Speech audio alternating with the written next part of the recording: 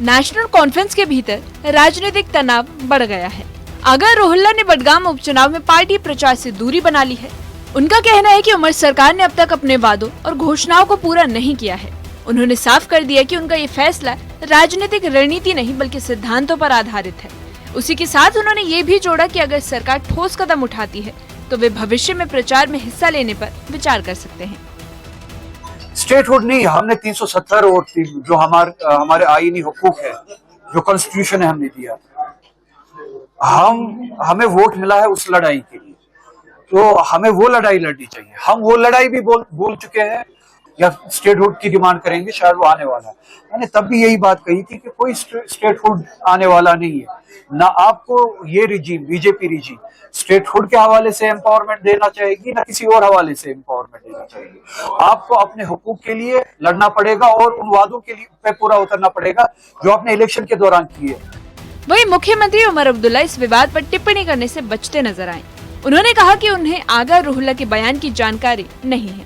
श्रीनगर में FICCI national executive meeting को संबोधित करते हुए उन्होंने कहा कि इस साल कश्मीर के लिए चुनौतीपूर्ण रहा, खासकर पहलगाम आतंकवादी हमले और भारत पाकिस्तान तनाव के बाद। उमर अब्दुल्ला ने ये भी कहा कि हालात के बावजूद पर्यटन क्षेत्र को बढ़ावा देने की कोशिश जारी है ताकि कश्मीर को आर्थिक रूप से मजबूत किया जा सके। किसका मुझे नहीं पता, उसका नाम किसका मुझे नहीं पता, उसका नाम। वहीं बीजेपी ने इस विवाद को सरकार की विफलता के रूप में देखा। जम्मू कश्मीर बीजेपी अध्यक्ष और राज्यसभा उम्मीदवार सत शर्मा ने कहा कि आगा रोहिल्ला का फैसला बिल्कुल सही है। उन्होंने कहा कि उमर सरकार ने जनता की समस्याओं के समाधान पर काम ही नहीं किया।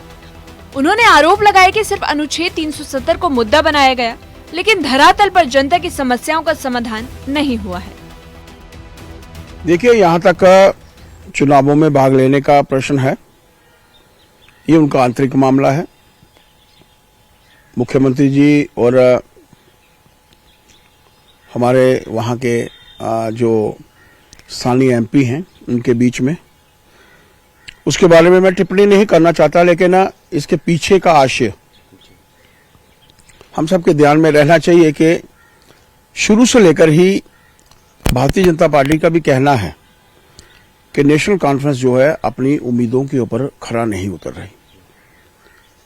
1 वर्ष का अंतराल लगभग पूरा हो चुका है और उस 1 वर्ष के अंतराल में जो काम उनको करने चाहिए थे वो काम उन्होंने नहीं किए। अगर किसी को लेकर राग लाता है तो स्टेटहुड को लेकर, 370 को लेकर, 35A को लेकर, जबकि जानते हैं कि 370, 35A दफन हो चुके हैं। यहां तक प्रश्न स्टेटहुड का है। प्रधानमंत्री जी ने आश्वस्त किया है उचित समय आने पर हम लोगों को मिलेगा। अपना ध्यान बटाने के लिए, लोगों का ध्यान इस आशय की तरफ से हटे, उन्होंने हमेशा से ये कोशिश की।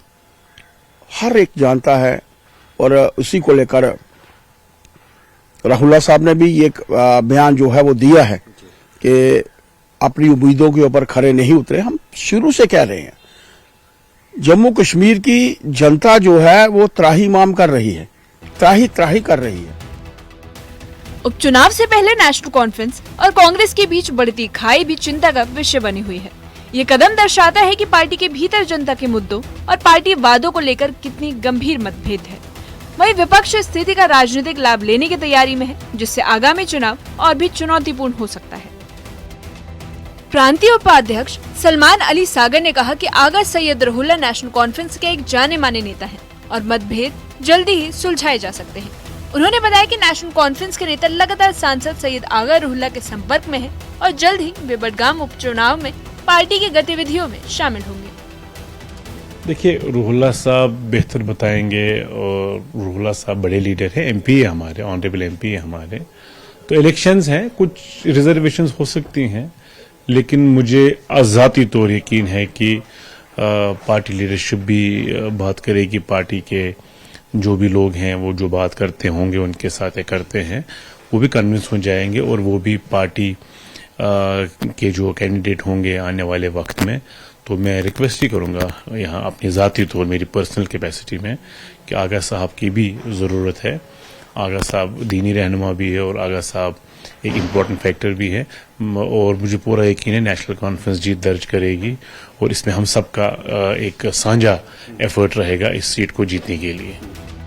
अगर रोहल्ला के बयान ने नेशनल कॉन्फ्रेंस के भीतर राजनीतिक हलचल बढ़ा दी है। मुख्यमंत्री उमर अब्दुल्ला ने इस पर कोई टिप्पणी करने से बचते हुए कहा कि उन्हें बयान की जानकारी नहीं है। वहीं बीजेपी ने सरकार पर हमला तेज कर दिया है और इससे अपनी राजनीतिक ताकत बढ़ाने का मौका मान रही है। वहीं बडगाम उपचुनाव से पहले एक घटनाक्रम सिर्फ नेशनल कॉन्फ्रेंस की नहीं बल्कि पूरे जम्मू कश्मीर की सियासत को प्रभावित कर सकता है। Bureau report, news 18।